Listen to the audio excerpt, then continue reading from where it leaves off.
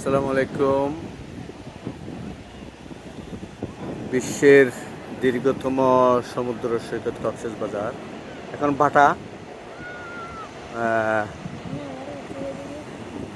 তার একটা